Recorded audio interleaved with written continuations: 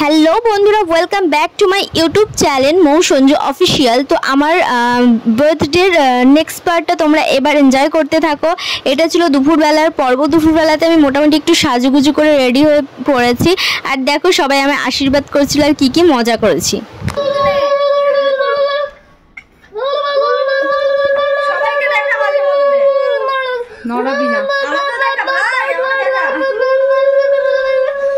এখানে এখন সবার ফার্স্টে দেখো আমার 5 ভাজা দিয়ে ভাত দেওয়া হয়ে গিয়েছিল।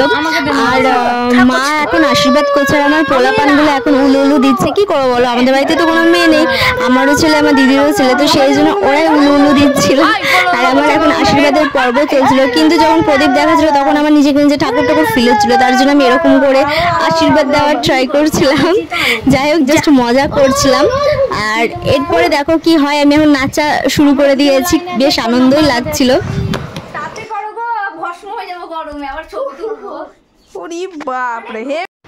আর এখানে কি কি রান্না হয়েছে সেটা তোমাদের সাথে আমি ঠিক শেয়ার করে দেবো, তোমরা একদমই চিন্তা করো না। যাই হোক, এখন এখানে গল্প গুজব চলছিল, তার জন্য আর কি ভয়েসটা আমি মিউট করে দিয়েছিলাম। গাইস, কী যে কথা বলছিলাম সেটা আমি নিজেও ভুলে গিয়েছি। আর দেখো এখন পায়েস খাওয়াচ্ছে এদিকে। আর আমার দিদি শুধু দেখছিল যে ওর ছেলে ঠিকঠাক ক্যামেরা করছে কি না। ও শুধু বলছে ও ক্যামেরা করতে পারবে, ও নড়িয়ে দেবে, এই করবে তাই করবে, তুই ব্লগে অ্যাড করবি। তার জন্য ও বারবার ওর ছেলেকে বলছিল ঠিক করে ভিডিও কর, ঠিক করে ভিডিও কর, এটাই বলছিল। ও সরি, নড়াস না, দেখে এই যে প্রণাম করছে, নড়িয়ে দিস না। ঘুমিয়ে এলো নাকি? ঘুমিয়ে এলো? দুধ নাও, দুধ ভালো আমার দরকার নাই, দুধ ভালো দরকার নাই নাকি?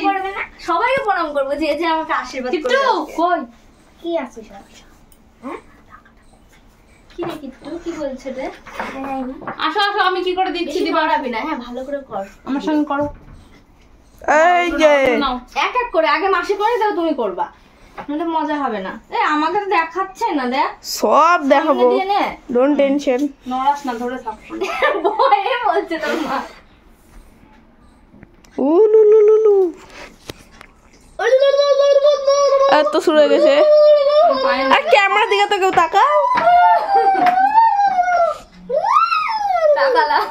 মাম্পার 100 টাকা দিয়েছে, দেখা দেখা। এই যে কাউকে দিব না, ভাগ না, এটা আমার টাকা, আমাকে দিবা না। একটু পুরো একদম পাঁচটা দেখা, এগুলো ঢুকে টাকা মিস না, তুই নিজেদের লজ্জা লাগছে না ওটা খাওয়াতে। নিয়ে পড়াম, এই যে ঘুমিয়ে গেছে, পয়সার জন্য পায়ে পড়ছে। দিও পয়সাটা কোথায় গেল? ও হাত ধরে দে, আমি ধরে রাখছি, বাদ দে, ফোন লটে লেগে গেছে। জোরে করো,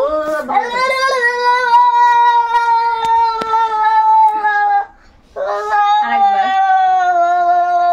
প্রদীপ দেখাবা। হ্যাঁ, আস্তে আস্তে আস্তে করে, সাবধানে।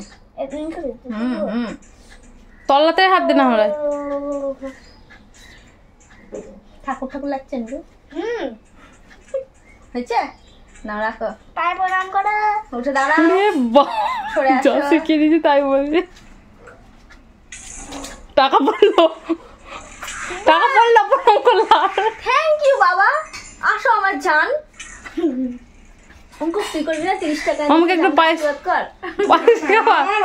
এই তোর সে 10 টাকা কর, কোথায় কর, ফোন রাখ। তুমি 5 টাকা দিবে, আমি দিচ্ছি কেন? কি তোমার কাছে আমি করব না, আমার 30 টাকা সম্বল। কে মোরা বন্ধু তখন সব তুললে ভালো। দেখি আবার আমি করছি, দেখি পয়সা কই, কি করতে হবে মাথায়? ও নো শিওই, চিয়াই আসছে রে।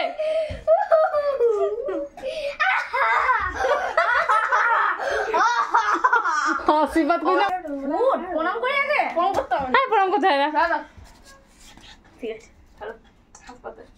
5 টাকা দিচ্ছে মনে হয়, কত টাকার কয়েন দিল মনে হয়, দেখ দেখ আগে 5 টাকা দিয়েছে।